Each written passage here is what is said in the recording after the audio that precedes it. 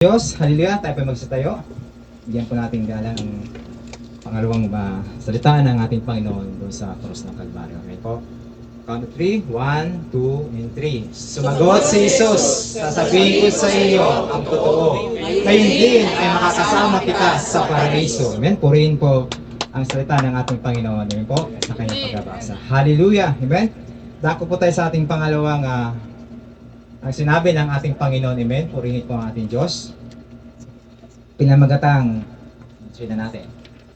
Ang kaligtasan ay nagbubuhat sa ating Panginoong Hesus. Amen po ba? Amen! Amen. Purihin ang ating Diyos sapagkat 2,000 years ago ay nagkaroon ng kaligtasan doon sa naniniwala sa ating Panginoon. Amen? Tunay nga ang ating Panginoon, ang kanyang pag-ibig until now ay hindi nagbabago, mga kapatid ko, kay Kristo. Amen? Dahil sa unang salita ng Diyos, ang pagpapatawad, dahil sa pagpapatawad, nagkakaroon po tayo ng kaligtasan. Amen po sa ating Panginoon. Amen po? Tunay nga ang kaligtasan ay sa Diyos lamang matatagpuan. Amen? Amen. Sunod yan. Amen. Sabi dyan, ito yung pinaka-example ko po sa lahat, mga kapatid ko, kay Kristo. Amen po? Basahin ko po. Sa Lucas 23:39-42, inisulto ni rin si Jesus ng isa sa mga kriminal sa tabi niya. Hindi ba ikaw ang Misaya? Iligtas mo ang iyong sarili, pati na kami. Ngunit, sinuway siya ng isang pang-kriminal na pako. Amen? Hindi ka ba natatakot sa Diyos? Ikaw man ay pinaparusahan din ng kamatayan. Dapat lang parusahan tayo ng kamatayan dahil sa mga ginawa nating kasalanan. Pero, ang taong ito ay walang ginawang masama. Pagkatapos sinabi niya, si Jesus, alalahanin niyo ako kapag naghahari na kayo.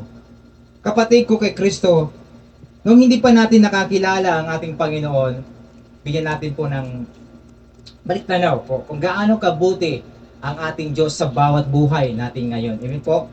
Ang buhay natin noon ay katulad din ng isang kriminal na napako sa cross. Amen? Kasi pag sinabing napako sa cross, ito yung noong sa Roman Empire, ito na yung pinakamataas na hatol sa makasalanan na tao. Amen po sa time na yun. Amen po? Na pinapako talaga sa cross. Kaya ganun din ang ginawa sa dalawang kriminal. Amen po? Nang napako sa cross. Ngunit, yung isa dyan, isang kriminal, ay hindi po talaga naniniwala sa Panginoon. Tandaan po natin, tayo din noon ay wala pong panampalataya sa Panginoon at walang pagkakinallan sa ating Panginoon. Amen? Ngunit sa kahabag at awa ng ating Diyos, kapatid ko kay Kristo, amen? Doon sa isang kriminal, ay katulad din natin na nagkaroon ng pagpapatawad or sa ating Panginoon. Amen po? O kaligtasan na nagbubuhat sa ating Panginoon. Tandaan po natin, ang sinasabi ng Panginoon doon, sa isang kriminal ay kumikilala sa Panginoon at nagkaroon sa ng palpalataya sa Panginoon, kaya siya ay naligtas. Amen po?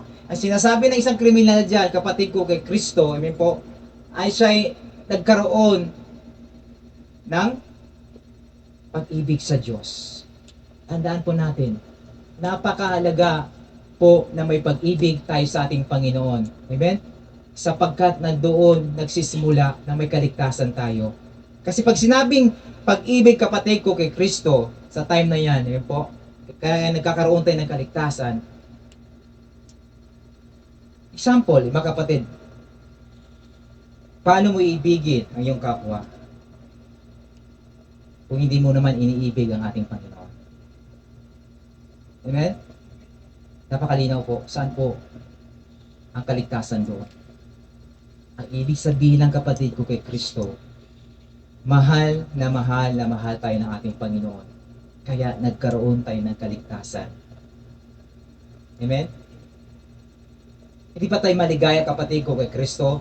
2,000 years ago ay nagkaroon na ng kaligtasan doon sa kumikilala sa ating Panginoon. Until now ay inabot tayo ng ating pag-ibig ng ating Panginoon. Ang kahulugan ay kaligtasan. Amen? Tuloy natin. Kasi may time kami. Sabi dito sa Roma 5:8, ngunit ipinakita ng Diyos sa atin ang kanyang pag-ibig sa gitna ganitong paraan kahit noon tayo makasalanan pa, namatay si Kristo para sa atin. Yan, napakalinaw, kapatid ko kay Kristo. Dahil sa pag-ibig ng ating Panginoon, nang dahil sa grasya o habag awa ng ating Panginoon, kaya po tayo ay naligtas. paano po tayo maliligtas? Paano po tayo magkakaroon ng kaligtasan? Sa pagkaroon po ng panampalataya sa Panginoon. Amen po? Ang faith na to, kapatid ko kay Kristo, ay nanatili ba sa atin? Sabi nga ron sa, nakalimutan ko yung verse, di ba? Kung sino man ang siyang mananatili, hanggang wakas ay siya maliligtas. Faith po ang sinasabi doon, kapatid ko kay Kristo. Kamusta po ang ating faith sa ating Panginoon, kapatid? Amen? Alalahanin po natin palagi, kaya po tayo naligtas dahil sa habag at awa ng ating Panginoon. Imbis, yun po, tunghayin po natin, kung tayo po nandoon sa cross, yun po, ano kaya ang kalagayan natin? Wala pong kaligtasan. Mismo ang ating Panginoon ang siyang umako sa ating kasalanan. Yun po, mismo ang ating Panginoon ang siyang nagbata, siya ang nagsugatan, siya ang minura, siya po yung sinaktan. Yun po, ang dahil sa ating kasalanan, kapatid. Ganyan po ang pag-ibig ng ating Panginoon, kapatid ko kay Kristo. Hindi, may isa minsan ay hindi po siya nagpabaya sa atin dahil tayo tinawag niyang mga anak, kapatid ko kay Kristo. Yan po, ang dahil sa ating cross, no? Nang dahil sa ating Panginoon, siya ay namatay sa ating mga kasalanan.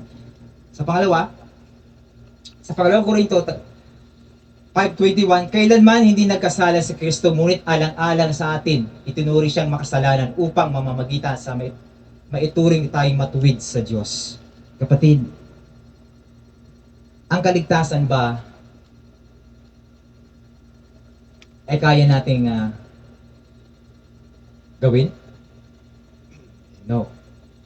Tandaan natin, ang kaligtasan ay nagbubuhat lang sa ating Panginoon. Ang kaligtasan hindi po sa gawa, o sabihin natin hindi sa gawang mabubuti natin ginagawa, kundi nagbubuhat lamang sa ating Panginoon.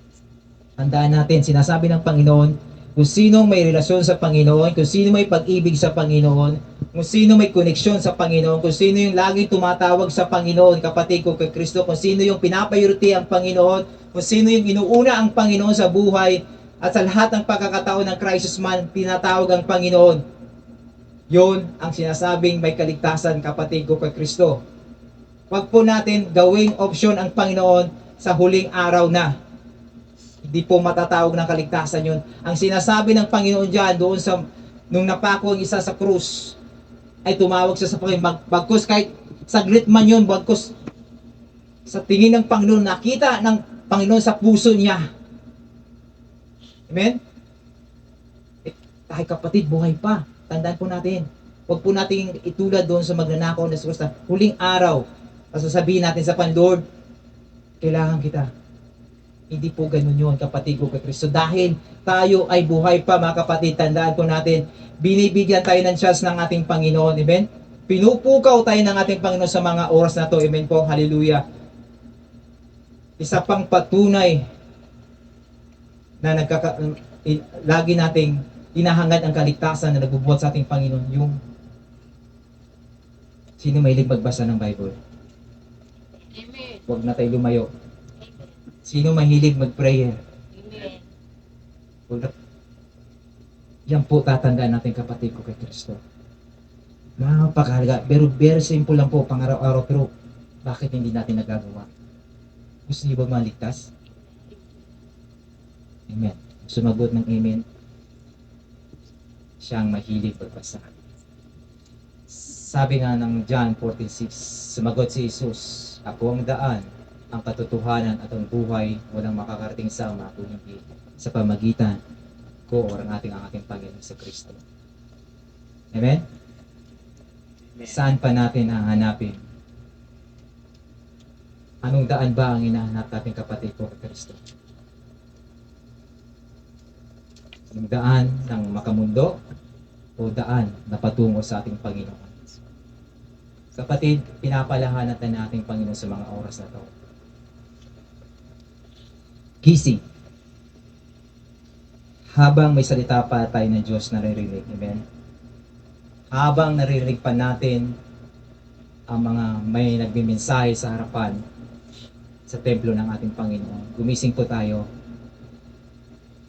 Wag na po natin sayangin pa yung oras na ibinibigay sa atin ng Panginoon, kapatid. Amen? Ang Diyos lamang, ating Panginoon lamang, si Kristo ang daan patungo sa ating kaligtasan. Wala nang iba pa. At bigyan pa natin din sa Gawa 4:12.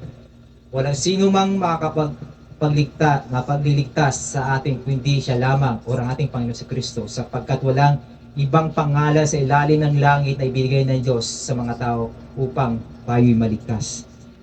Mismo ang ating Panginoon si Kristo lamang, kapatid ko kay Kristo.